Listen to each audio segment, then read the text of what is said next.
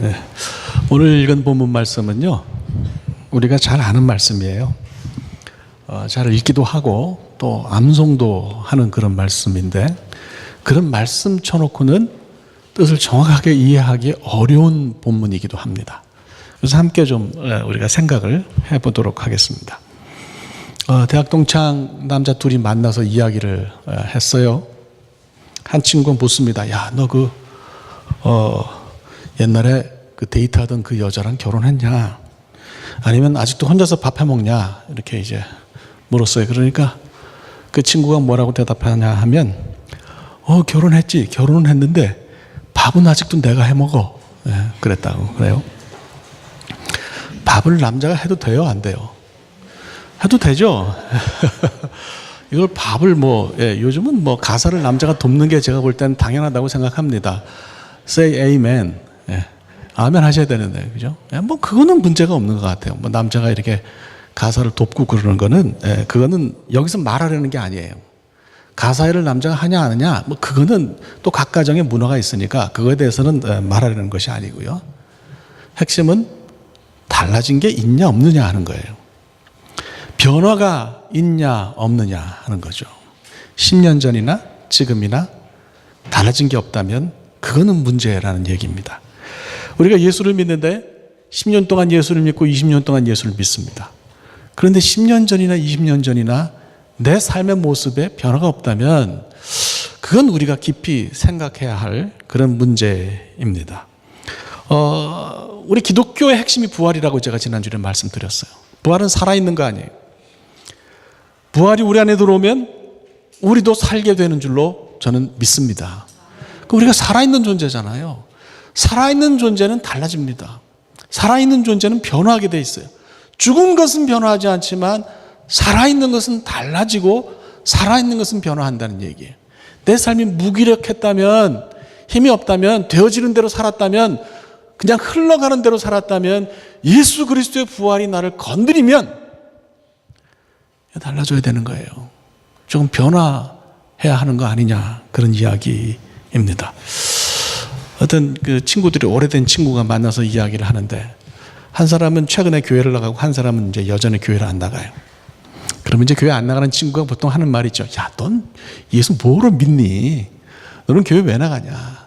너 좀 예수님이 뭔지 좀 알아? 기독교 교리에 대해서 좀 아는 거 있어? 이러고 묻는단 말이에요. 그러니까 그 대답하는 친구가 그런 거예요. 나 교회 나간 지 사실 얼마 안 돼서 아직 공부도 깊이 안 하고 그래서 교리 잘 모른다. 근데 내가 너한테 말할 수 있는 게 있어. 뭐냐? 내 술값이 변해서 애들 옷값이 됐어. 이거는 내가 너한테 말할 수 있다. 이게. 여러분, 교리 깊이 아는 거 필요하죠. 그런데 그게 뭐가 그렇게 중요하겠어요? 교리를 깊이 알아도 술값이 애들 옷값으로 변하지 않으면 그건 예수 믿는 거 아닙니다. 그렇지 않겠습니까? 실질적으로 내 삶에 뭔가 달라지는 게 있으면 그것이 예수 믿는 거 아니냐, 그런 얘기예요. 변화가요, 제가 맨날 이렇게 설교하지만 저도 그래요. 저도 변화가 참 쉬운 게 아니에요. 제가 오늘 차 타고 오면서 저 집사람한테 그래서, 이제 나 여태까지 평생 30년 넘게 살면서 이게 맨날 반말하고 그랬는데 사모님한테 앞으로 존댓말 하겠습니다. 제가 그랬어요. 쉬운 거 아니죠. 갑자기 그거 바꿀 수 있어요. 근데 우리 집에서 기르던 강아지님께서 돌아가셔가지고 좀 슬퍼하고 그래서 뭘로 좀 위로할 수 있을까 그러다가 제가 좀 그렇게 좀 해야 되겠다, 좀 그런 생각이 좀 들었어요. 쉬운 거 아니에요. 저도 이게 반말도 섞여 나오고 이렇게 아마 할 거예요. 그러면서 조금씩 달라지겠죠. 그래도 우리가 달라져야 되는 거 아니냐, 그런 생각이 들어요. 예수를 믿는데, 부활이 우리 안에 살아있는데 달라지는 게 이만큼도 없다면 오늘 좀 우리가 같이 생각합시다. 그리고 이 설교를 통해서 그냥 제가 설교 오늘 길게 안 해요. 늘 이제는 짧게 할 거예요. 제가 1시간밖에 안 할 거예요. 근데 전혀 반응이 없어. 하여간 짧게 할 텐데, 이거 듣고 그냥 지나치는 게 아니고 조금 내가 달라져야 되겠다, 이런 결심이 여러분 안에 있기를 축복합니다. 사도 바울이 로마서를 통해서 우리에게 달라지라고 얘기를 하는데 방법이 몇 가지 있어요. 첫 번째 방법이 뭐냐? 이 세대를 본받지 말라는 거예요. 자, 따라합시다. 이 세대를 본받지 말라. 시대라는 말은 헬라 말로 아이온인데요, 이거는 뭐 시간의 길이 혹은 period of time 이런 것을 뜻하기도 하지만 기본적으로는 세상을 의미하고요.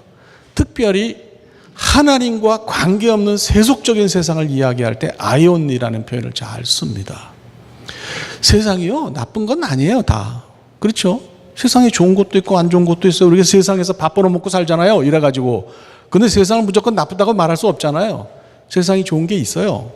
그런데 문제는 뭐냐? 지난주에도 말씀드렸지만 하나님과 관계없는 문화가 거기 도사리고 있다는 거예요. 잘못하면 거기 넘어간다. 잘못하면 넘어간다. 세상이라는 바다에서 살지만 우리가 눈을 크게 뜨고 정신 똑바로 차리고 하나님과 관계없는 문화는 절대 본받지 말아야 할 것이라고 생각합니다.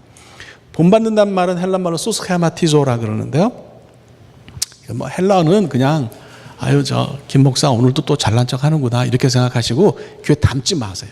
뜻만 잘 아시면 됩니다. 뜻이 뭐냐? 동화된다는 거예요. 닮는다는 거예요.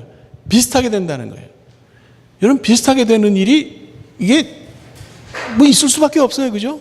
제가 아주 옛날 생각을 해보면 대학에 처음 들어갔는데 우리 지도 교수가 굉장히 멋있어 보여요. 그래서 그분이 말할 때 좀 독특하게 말을 하거든요. 저도 모르게 그걸 담고 있더라고요. 그 친구들이 너보고 야, 너 세곤이 너 흉내내지 마라. 왜 자꾸 교수님 흉내내냐? 그런 얘기를 하더라고요.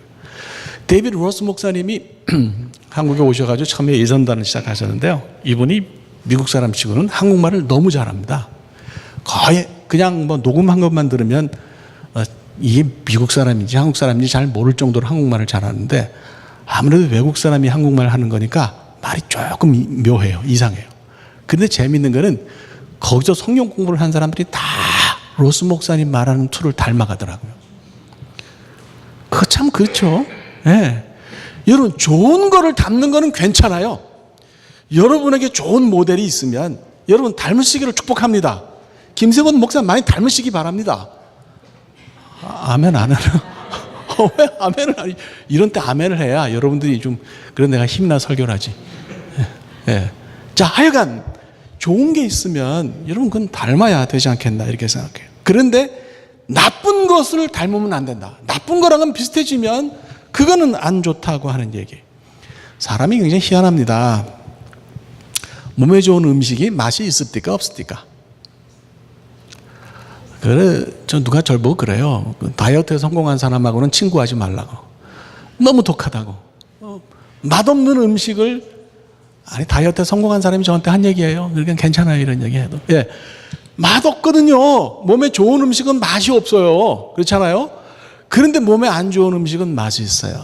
그 다음에 굉장히 기름지다고요. 그런 것들은 입에 잘 달라붙어요. 단 거라든지 기름진 거라든지 그런 음식은 그렇다고요. 신앙적으로 보면 예수님 말씀대로 사는 건 솔직히 졸려요. 재미없어요. 제가 맨날 묵상하라 그러잖아요. 아, 이거 왜 해야 되냐, 이거. 예? 읽어봐야 이게 재미도 없고 이런 말씀인데 왜 해야 되냐. 이대로 살라 그러니까, 이게 말은 듣는데 그대로 살라 그러니까 이게 불편한 구석이 있다는 얘기예요. 세상처럼 사는 거는 그냥 편안하게 그렇게 말씀에 구애받지 않고 사는 거는 편하고 재밌습니다. 그게 솔직한 얘기라는 얘기예요. 어떤 사람이 죽었어요. 하늘나라 갔는데 하늘나라 문지기가 이제 보통 베드로라 그러잖아요. 이거 우스갯소리예요.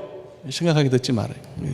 그러니까 이 사람이 베드로한테 그래서 나 천국이랑 지옥이랑 좀 먼저 가보고 그러고서 내가 어디 갈지 결정하겠다. 베드로가 기도 안 차는데 그럼 그러라 그랬어요. 자, 그럼 먼저 지옥부터 갔는데 구경을 가보니까 너무 재밌는 거야. 술집도 많고 카지노도 많고 막 할 게 너무 많은 거예요. 그래서 야, 이거 진짜 재밌구나. 천국은 더 재밌지. 그러고 가봤더니 전부 흰 옷 입고 앉아가지고 거룩한 표정으로 하나님 얘기만 하는데 세상에 이렇게 졸릴 수가 없어. 너무 딱딱하고 재미가 없는 거야.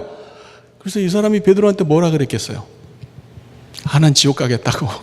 거기 훨씬 재밌다고 그렇게 얘기를 했어요. 그러니까 당장 이 사람을 지옥으로 끌고 갔는데 가보니까 불연못이 있고 뜨겁고 난리가 나는 거야. 아까 봤던 술집이나 카지노는 보이지도 않아. 그래서 베드로한테 항의를 했더니 내가 아까 봤던 지옥은 뭐냐 그랬더니 하는 말이 그거는 방문 비자로 왔을 때는 거기를 가는 거고 영주권을 가지고 오면 진짜 살아야 되니까 진짜 지옥으로 보내는 거라고 그런 얘기를 했다 그래요. 천국 지옥은 내가 결정해서 가는 건 아니에요. 그러니까 우스갯소리지만은 시사하는 바가 있습니다. 여러분, 재미없어도, 이 신앙이 재미없어도 이게 재미있게 되는 게 진짜예요. 재미있게 되는 게 진짜예요. 여러분, 정말로 좋은 것을, 여러분의 영혼에게 좋은 것을 선택하시기를 주님의 이름으로 축복합니다. 이만재인가? 뭐 옛날에 무슨 뭐 찐빵 뭐 이런 거 카피라이터 하던 분인데, 그분이 그 예수를 간 믿고 아주 교회 비판적인 분인데 예수를 믿고서 이제 쓴 책이 아주 그 히트를 친 책이 있어요. 이분이 처음에, 그분이 이제 서울의 유명한 모교에 나갔는데 가보니까 구역예배라는 걸 갔는데 이해가 안 가더래. 뭐 그냥 과자 부스러기 조금 내놓고 콜라 내놓고 그 다음에 성경 읽으면 막 줄치면서 금을 그어가면서 이렇게 이야기하고 그러는데, 아니 맥주도 한 잔 안 나오고 술도 안 나오는데 그렇게 2시간을 재밌게 떠들더래. 와, 재밌어하고 좋아하고 막 그러더니 자긴 처음에 이해가 안 갔대요. 그렇죠. 당연해요. 그런데 그것이 재밌어지기 시작하는 거죠. 익숙해지기 시작하는 거죠. 닮기 시작하는 거죠. 동화되기 시작하는 거죠. 그렇게 되시기를 우리 주님의 이름으로 축복합니다. 저희 교회는 그 예수를 오래 믿은 분도 있지만 또 이제 교회 나오신 지 얼마 안 되는 분들도 있어요. 교회 나오신 지 얼마 안 되는 분들은 한번 신앙생활과 현실이 좀 섞여서 이게 어떤 때는 이게 중요하고 어떤 때는 저게 중요하고 뭐 그렇게 왔다 갔다 할 수도 있어요. 그렇습니다. 그럼 얼마든지 이해합니다. 그런데 점점 깊어지는 게 필요한 거죠. 점점 달라지는 게 필요하지 않나, 그런 생각이 듭니다. 신앙을 재밌어 하시게 되기를 주님의 이름으로 축복합니다. 두 번째는 산제물이 되어서 영적 예배를 드리라는 거예요. 산제물이 되라는 건 무슨 뜻이에요? 여러분, 저 제사 드릴 때 한번 생각해 보세요. 그러면 제물을 산채로 올려놔요? 세상에 그렇게 잔인한 게 어디 있어요? 그건 아니에요. 죽여서 잘라서 제물을 단 위에 올려놓잖아요. 이스라엘 사람들이 제사를 드릴 때 단 위에 올려놓는 제물은 죽은 제물이다 이거예요. 사도 바울은 우리에게 말하기를 그런 제물 되지 마라. 형식적인 종교 행사에 죽은 제물이 되어서 탁하니 올라가 있는 거 하지 말라는 거예요. 움직일 때 제사 드리는 시간 말고, 우리 예배로 따지면 예배 드리는 시간 말고 나머지 6일 동안을 살아있는 그런 신앙을 가지라고 하는 말씀이 이 뜻인 줄로 믿습니다. 영적인 예배라는 게 뭐예요? 영적. 여기서 예배라는 말은 라트레이아라는 단어를 썼는데, 이거는 정말 이스라엘 백성들이 드리던 희생 제사를 말하는 거예요. 영적이라는 건 로기콘이라는 말이에요. 이건 뭐냐? 말씀대로라는 뜻이에요. 말씀에 기초해서, 말씀에 합당하게. 영적이다 그러니까 뭐 이상한 거 그런 게 아니고 말씀에 근거한 예배를 드리라는 거예요. 그건 뭐냐? 우리가 살아가면서 예배 드리지 않는 시간에 말씀대로 살라는 거예요. 말씀이 얘기하는 대로 살려고 노력하고 애쓰라고 하는 그런 뜻입니다. 그래서 6일 동안은요, 이거 될 수 있으면 쉬운 일은 아니지만 말씀대로 살려고 노력을 하고, 주일날은 모여가지고 셀리브레이팅 하는 거예요. 예배를 통해서 우리가 축하하고 축복하고 그렇게 하는 거예요. 얼마나 좋아요. 그죠? 그래서 제가 이제 그런 얘기를 잘 하잖아요. 하나님 앞에 excuse me 하지 마라. 그 얘기가 뭐예요? 하나님 우리를 다 아세요. 우리가 흔히 그럽니다. 마음은 원이로되 육신이 원치 않아서. 여러분, 육신은 죄가 없어요. 마음이 시키기 때문에 몸은 따라가는 거잖아요. 그죠? 하나님은 우리 머리끝부터 발끝까지 다 아신단 말이에요. 그래서 우리가 정말 어쩔 수 없어서 하나님 앞에 뭐 잘못하는 건 하나님이 아세요. 그러면 그런 사람은 오히려 안아주시고 위로하신다고 저는 믿습니다. 막 그런 사람들 조박으시면서 너 왜 그렇게 하니? 그렇게 안 하세요. 그렇게 하세요. 예? 그냥 안아주시는 거예요. 그런데 이건 꾀를 부린단 말이죠. 하나님 그거 아시겠어요? 모르시겠어요? 그걸 안다는 거예요. 그래서 우리가 excuse 하면 안 된다는 거예요. 좀 어려운 말로 하면, 우리가 이제 보통 흔히 쓰는 말이 sein und sollen이라는 말을 써요. sein이라는 말이 독일 말인데 우리 존재, 우리 삶의 여건, 상황 그런 거예요. 그거하고 sollen, 당위적으로 꼭 해야 되는 일이 있어요. 교회에서만, 신앙적으로. 꼭 해야 되는 일이 막 커지면요, 뭐 이렇게 살아야 된다, 저렇게 살아야 된다, 이게 커지면 율법주의로 흘러가기가 쉬워요. 바리새적인 신앙이 되기가 쉬워요. 그런데 내 삶의 여건이 이렇지, 이게 점점 커지면 거긴 신앙이 사라지는 거예요. 그래서 이 둘 사이에 밸런스가 필요합니다. 이 밸런스를 잘 잡아야 되는데, 이 밸런스가 뭐냐? 하나님 앞에 정직한 거예요. 이 밸런스가 하나님 앞에 솔직한 거예요. 하나님 다 아시니까. 하나님 내 형편을 아시니까. 내가 하나님 앞에 정직하고 하나님 앞에 솔직하면 하나님이 어떻게 하시든지 하실 거예요. 얘는 위로가 필요하면 내가 위로하지. 위로하세요. 얘는 좀 내가 더 강하게 미는 게 필요하면 강하게 밀어야지. 하신다 이거예요. 그래서 우리가 인위적으로 무슨 그런 밸런스를 잡는 게 아니라 하나님 앞에 언제나 우리가 솔직하게 서고 홀로 서서, 키엘케고르가 말한 것처럼 단독자로 다른 사람 말고 혼자 서서 하나님 앞에 정직하면 하나님께서 우리 삶을 인도하실 거라고 그렇게 믿습니다. 세 번째는 변화하는데 사울은 이 변화를 새롭게 되는 거라고 이야기를 해요. 새롭게 되라. 이게 이제 아나카이노시스라고 하는 말인데, 이 새롭게 된다는 말이 뜻을 알아야 돼요. 갑자기 뒤집혀서 한꺼번에 확 달라지는 걸 얘기하는 게 아니에요. 영어로 하면 renovation이에요. 조금씩 천천히 교정되고 달라지는 것을 뜻하는 겁니다. 나 기도원 가가지고 갑자기 불덩어리 맞아서 내 삶이 완전히 뒤집혀. 나 달라졌어. 어제 내가 아니야. 나를 믿어줘. 그런 사람 있으면 절대 저는 그런 사람 안 믿습니다. 그러니까 물론 계기는 필요하지만 우리 삶을 통해서 조금씩 달라지는 거잖아요. 그죠? 그 등소평이라는 사람이 있어요. 여러분 아실 거예요. 이 사람이 이제 중국의 자본주의를 도입한 사람이잖아요. 그래서 흑묘, 백묘론 유명해요. 하여튼 검은 고양이든 흰 고양이든 쥐를 잡는 게 중요하다. 진짜 그러니까 중국 사람들의 독특한 실용주의가 이제 있는 거죠. 이 사람이 이제 중국 자본주의, 중국은 공산주의하고 자본주의 섞여 있잖아요. 이걸 이렇게 설명해요. 고무신이 있는데 고무신을 신고 다니다 보니까 빵꾸가 난단 말이에요. 그럼 빵꾸 난 부분을 가죽으로 덧대워서 깁기 시작하는 거예요. 빵꾸 날 때마다 가죽을 대고 기웠더니 나중에 고무신이 가죽신이 되더라. 요거요. 중국 자본주의를 설명하는 절묘한 말이에요. 그런데 시사하는 바가 있다고 생각합니다. 우리 신앙도 우리 삶도 갑자기 달라지는 건 아니에요. 천천히 조금씩 달라지는 거예요. 고치고 교정해서 나아지는 거죠. 제가 작년에 우리 김영자 선교사님 오셔서 설교하셨는데 제가 들으면서 깨달은 게 있어요. 저는 저 사람이 저렇게 예수를 잘 믿고 그러면 분명히 삶이 달라져야 되는데 왜 안 달라지나, 그게 이 나이가 되도록 궁금했다고요.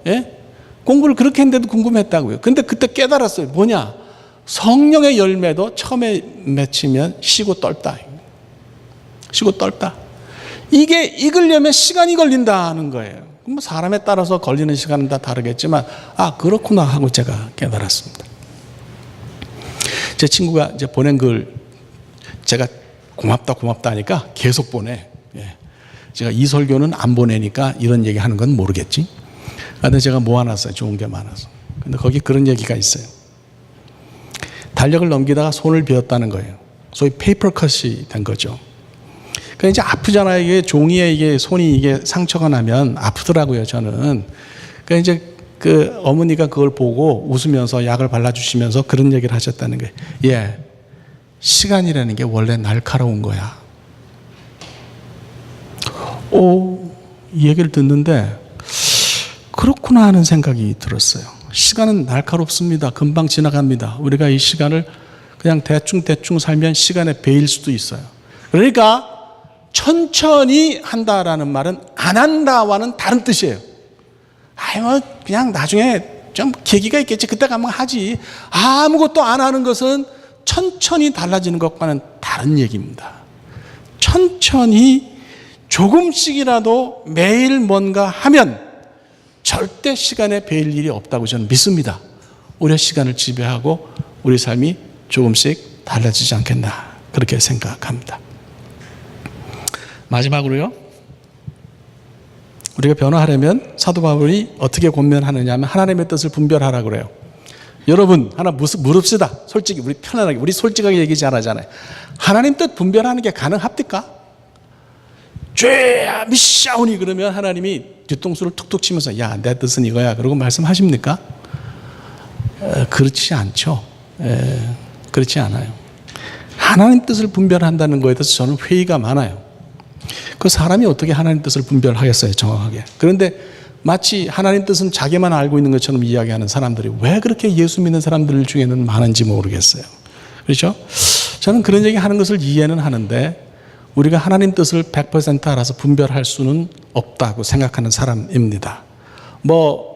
하나님 뜻, 하나님의 방법 얘기하면 이상하게 저는 안 친하게 되더라고요. 그런 사람하고. 얼마 전에도 좀 힘든 일이 하나 있었는데 이야기하면서 목사님 한 분이 하나님의 방법대로 일을 해야 된다고 그래서 제가 물었어요. 대놓고. 하나님의 방법이 뭐냐? 왜 대답을 못하는지 모르겠어요. 여러분 잘 생각해야 됩니다.